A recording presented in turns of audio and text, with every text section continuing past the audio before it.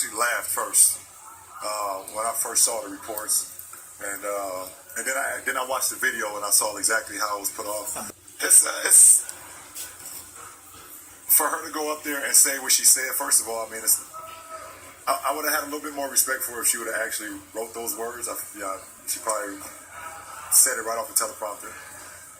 We live in we're back to everything I've been talking about over the last few years. So it lets me know that, everything I've been saying is correct. Finished high school and didn't leave early. I graduated high school.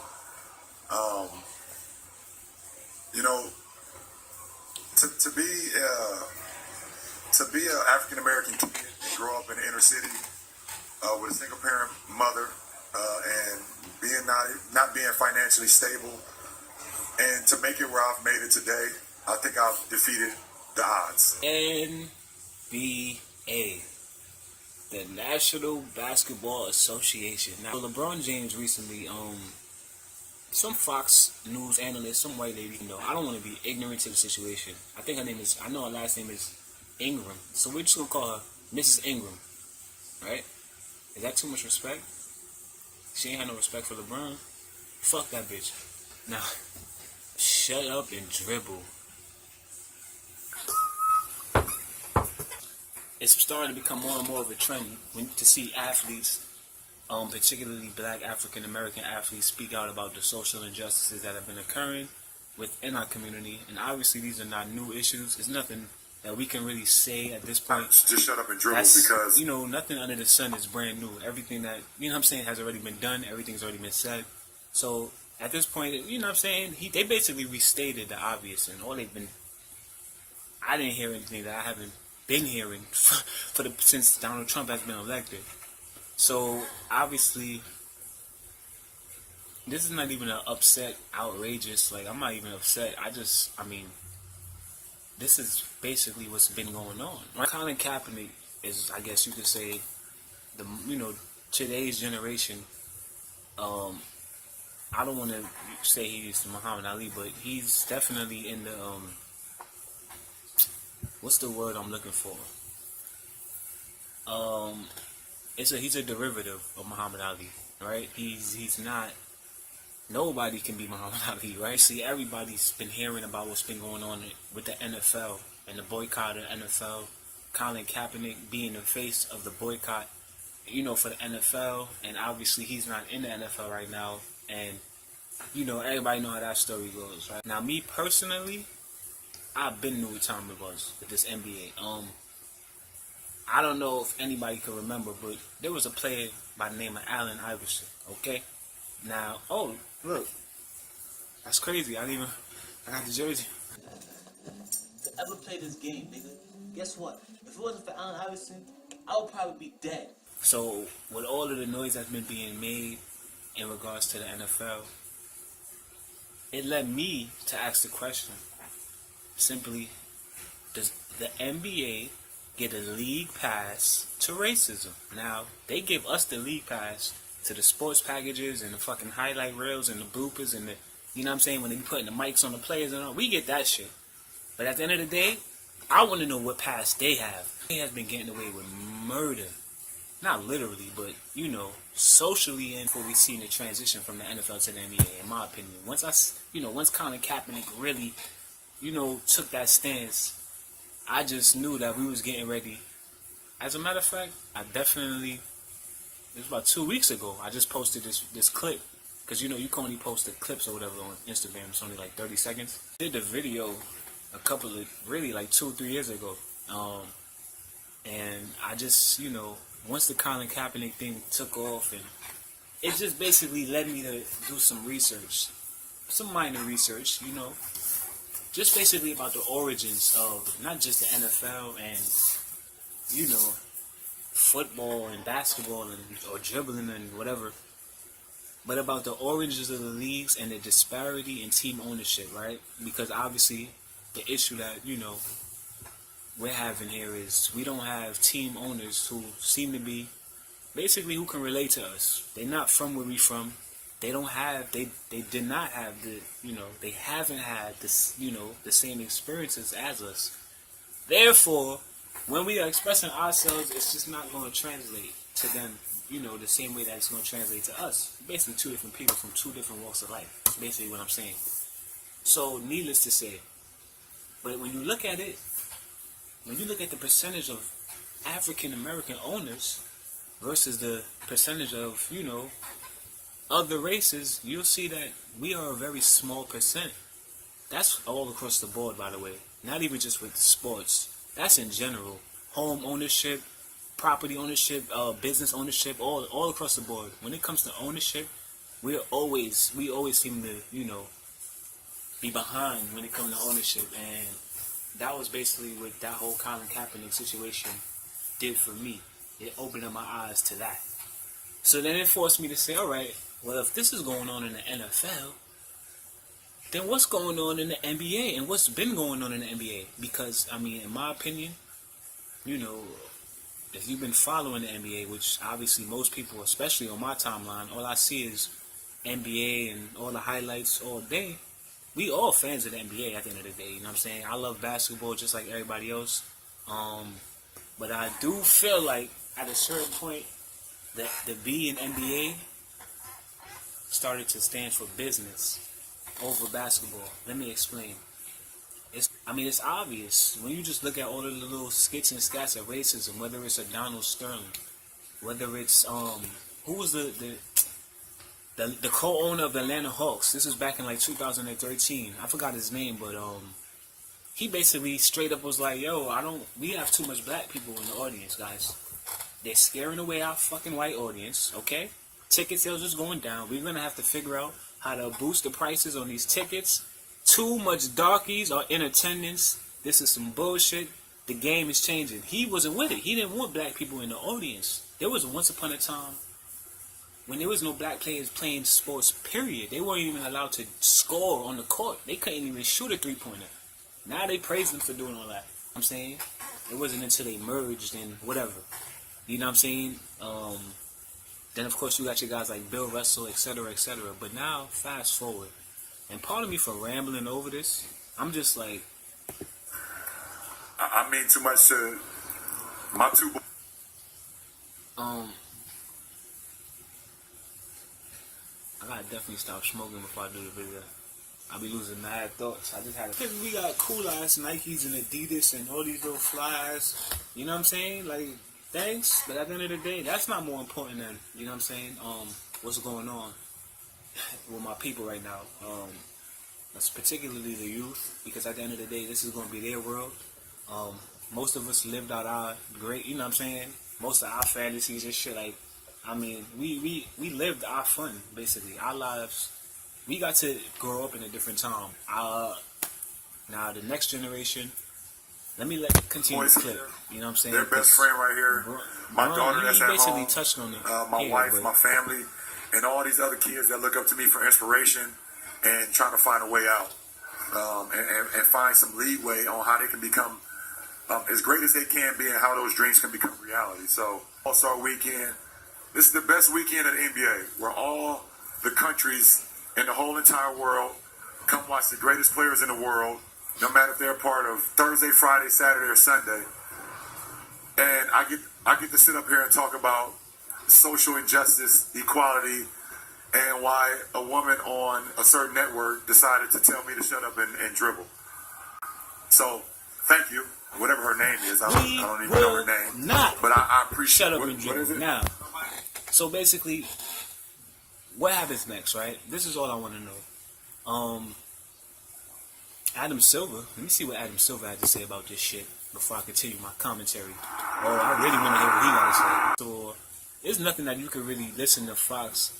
Even Charles Barkley said that shit. You know what I'm saying? Charles Barkley got to be one of the most, you know what I'm saying, unpolitically correct. I was going to say something else, but, you know, as that I ever, you know, seen on television. And even he was like, bruh, that's Fox News. This is what they do. That's basically, they have an agenda. They've been doing it. I personally used to listen to Fox basically just for comedy. Like, it's literally comedy to me. Yeah, man. And, you know, sometimes you need to have that other side of the argument. Even if you know it's bullshit, but when we're talking about dialogue, if we're not able to listen to each other, then there's no solution, basically. And at the end of the day, she had a response too, and I guess it's only right that I play it if I'm just talking about this whole situation in totality. Her side of the argument versus theirs. But Braun, listen. How do you not respect LeBron James, right? Like, there's no way that there's nothing negative that you could say about him. I feel like he carried the torch for black athletes. I feel like personally better than Michael Jordan. I don't know. That's just my personal opinion. I feel like LeBron James in this climate, I don't feel like him and Michael Jordan had the same playing field, to mention other athletes who took political stances and basically had to, get penalized for it. Allen Iverson and, Mahmoud Abdul-Rauf. There was a couple of people, even before Kaepernick. People got to remember, Mahmoud Abdul-Rauf was the first athlete that I can remember as far as the, national anthem was concerned, that, basically he was basically the first one to take the knee on that national anthem tip. And basically, there's a lot of people growing up that was kind of doing that already too. That isn't intelligent enough to talk about social issues and should just shut up and entertain people. Well, let me begin by saying I'm incredibly proud of our players, for using the platform they have as players in the NBA and on social media to speak out on issues that are important to them. And I was proud of LeBron and Kevin's response to the comments that were made. He was proud of their response. Because they don't care about an education. I think it's incredibly unfair to them. Just because they have enormous opportunity in the way maybe Bill Gates did or Mark Zuckerberg to create enormous wealth for themselves and their families certainly doesn't mean that they don't care about an education. And many of them go on to continue to educate themselves, whether through going back to school in the summer. The one thing they do have over the NFL is they seem to be a little bit more ahead of the curve as far as appeasing to, the specific and catering to our needs as far as the dominant culture in the sport. I mean, at the end of the day, it's only right, I quid pro quo, You scratch my back, I scratch yours. You guys are making us billions and billions of dollars. Every now and then, we want to throw you a bone and let y'all talk y'all shit on social media. But let's not get too crazy. Let's remember we still have a contractual agreement. So at the end of the day, this is the thing, right? So the NBA, they're doing better than the NFL, right? We can at least admit that they definitely a little bit more advanced than the NFL as far as the mentality. But that's only when it comes to, when they got to talk in front of the press, when the cameras is on and the microphone. I don't know what happens behind closed doors. And all I'm saying is that if you look at the certain little incidents that popped up over the years, recent years, Andre Iguodala, he had a little situation. I mean, these are all things that are public information. You should take your own time to look into it. But it was a lot of skits and scats of outright racism coming from the NBA. Donald Sterling, Bruce Levinson. That was the name of the co-owner of the Atlanta Hawks. I remember now because I definitely read that article. Yeah, Bruce Levinson. Talking about it was too much black people in the audience and all that. So, what I'm saying? There's been incidents, and all I'm saying is this. It sounds good when the owner of the NBA says, I'm proud of him. Keep it up. You know what I'm saying? Black, I'm not even gonna be surprised. He might throw up a fist at the end of this shit. Players like Bill Russell have played. The fuck is Bill Russell doing there? Anyway, so you know what I'm saying? But it sounds good. But at the end of the day, it's not translatable when we look at the ownership. And the fact of the matter is, I feel like this is something that's important because sometimes we get lost and basically we want to protest things and whatever. But sometimes we be looking at the wrong thing. And I didn't hear many people who are, basically shouting, we need to protest the NFL. I didn't hear a lot of them saying the same things about the NBA. And the fact of the matter is, the last time I checked, there's only one principal owner of a basketball team in the NBA, and that's Michael Jordan. Now, arguably, I think we could all agree that Michael Jordan is probably not the blackest of the berries in the bunch. Now, that's not to take anything away from his, as far as philanthropy is concerned. I mean, I'm sure he's donated $1 or $2. I mean, it's only right. We made $2 billion off of Jordans probably just this year alone. So I'm sure you got a couple of dollars to donate to a charity or two. But then again, he also donates and invests in other things that, I'm not here to bash anybody. Like I said, I don't have no agenda, but, I'm pretty sure people know what time it is with Michael Jordan. At the end of the day, I'm just saying, it seems like they're very selective with that when it comes to ownership. Obviously, they are. There's other African-American people who have ownership, partial ownership in other teams. I think Will Smith and Jada Pinkett Smith have some partial ownership in the Philadelphia 76ers. And I don't even know if they that hands-on. I don't remember the last time I seen Will and Jada front row at a Philly, at a game. So, Michael Jordan obviously makes more sense. And you could obviously argue that, he kind of earned that with his career and accolades he achieved on the court. But that's not the point I'm trying to make right now. The point I'm trying to make right now is that Michael Jordan is only one black man. What happened to the other 29 teams, bro? How much teams in the NBA? 30? It's 29 other teams, bro. You trying to tell me all these motherfucking Diddy and all these motherfuckers I see all day on Instagram that's promoting this billionaire boys club lifestyle? Y'all in the billionaires boy club. But y'all can't fucking put a couple of dollars together and buy a team, bro. Come on, man. Like, certain shit just don't add up. Jay-Z, at a certain point in time, they was lining him up to it was looking like he was about to be the owner of the Nets. He brought this, the Barclays Center to Brooklyn, and that was all good. But then he got the fuck out of there shortly after that, and we never really got to really get the full story on that whole situation. And I'm almost 100% positive that it was some racism involved, and the reason why Jay-Z is not the owner of the Brooklyn Nets is, you can't tell me that there's no racism behind that, because I'm pretty sure he got the money. I think Blue Ivy got enough money to buy the Nets. So, I mean, at the end of the day, I digress, man. What's next, man? Are they going to start lynching these players at halftime? Like, I don't know. The fucking All-Star game is tonight. This shit happened yesterday. Can we just slow down and accept and just be proud privately and then come together when we figure it out? Because I don't think it's time for us to be together in the public right now. We can't have a simple fucking... What did they say that was so bad in the first place? That's KD rolling with Lebron, carry champion. Carry champion. One take. They got things to do. Yeah, one take now. Watershed moment in this country. Yeah, for sure. The Warriors said, if we had an invite, we're not going to the White House. LeBron, you called the president a bum. Which, by the way, straight up. A couple of teams said that. The fucking Eagles said that recently. We're all going to support him, too. Like, as NBA players, Trump say something, like, you say something about stuff, and say something about Ron, we're going to all be on his ass. He don't want that. Does it make you uncomfortable to be critical of the political climate in this country? Not at all. It's all about leadership. And I learned that playing basketball. I learned a lot of life skills from playing basketball. You need to empower people. You need to, encourage people. And that's what builds a great team. And I feel like our team as a country is not ran by a great coach. Right? And when you don't have a great coach, you just kind of falter.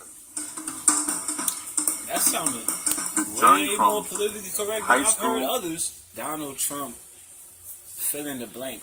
It's been we've been playing that game since the man got elected. So, since he announced he was going for president, really. So now that brings me to Fox News and the lady that said what she said. What's her name? I really don't know her name. Laura Ingraham. Okay. Laura Ingraham. I can't believe I'm typing this into the search. Slate's piece was titled, "In Insulting LeBron James, Laura Ingraham proves James' point about racism." Oh, okay. LeBron should shut up and dribble was racist. What? I wrote a book 15 years ago, fairly well known, New York Times bestseller, called Shut Up and Sing. And I've been using variants of that title to call out political celebrities for 15 years without regard for skin color, where you came from, what you do. Managed to not know who you were and what book that was and nothing about your fucking anything. So with that being said, I say that to say this. Just shut up and dribble. Nah. Fuck. Should we just shut up and dribble? Maybe we need to just shut up and dribble. This shit is too complicated. We can't be trying to practice out. You know what I'm saying? I was so stunned by the personal nature and kind of the closed-minded and condescending response that Laura Ingraham had. Because at one point she took off on Kevin Durant for his grammar. And it was that she basically look, hold on, my added fuel to the fire, you know, with that. Way too much of But that's Fox, and that's America, you know. So what we gonna do? Get upset and fucking keep boycotting every time, you know, a racist proves that they're racist? I mean, or we just gonna let, you know, do what the fuck we needed to do from day one when they was telling us that we shouldn't even be in their leagues in the first place. When they was fucking, you know, when athletes couldn't even go to certain restaurants to eat. Bill Russell boycott the All-Star game, and you know what I'm saying? This has been going on. So at the end of the day, man, what's the solution? I don't fucking know. I don't really care at the end of the day. I'm not trying to go to the league at this point in my life. I think I've pretty much figured it out. But like I said, man, we got a future generations coming behind us, and you know, at the end of the day, they gonna see all this shit too, and they gonna have the same goals and aspirations that we did. So, you know, Diddy, holla at me, man. Did he get that team yet, by the way? Did Diddy buy the Panthers yet? That nigga drunk off Ciroc somewhere. They not giving that nigga no fucking